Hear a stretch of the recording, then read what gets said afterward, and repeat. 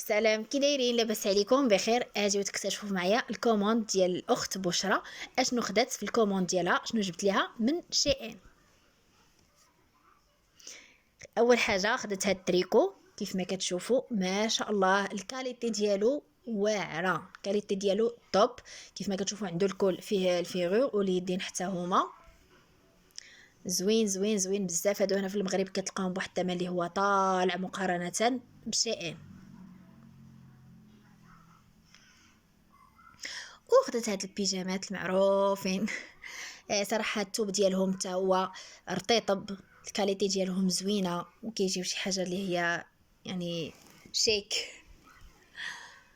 الرجلين ديال السروال عراض. وخدات هاد الجيلي هذا اللي كيجي كيف ما كتشوفوا من الداخل كيجي سخيخان، حتى هو الكاليتي ديالو زوينه وراهم طوندونس.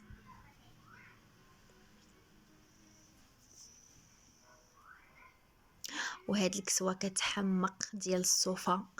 عندها هاد الكل فحال هكا كيتطوى بهاد الشكل هذا في اللبسه، راها طويله ويديها دايرين فحال هكا، يديها طوال ولكن مفتوحين حتى هذا حتى النص.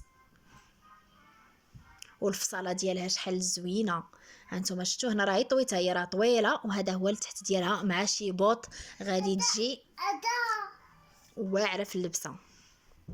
بنات مراكش مرحبا بكم، اللي بغات تدوز كوموند شائن راه الرقم ديال الواتساب وتواصل معايا.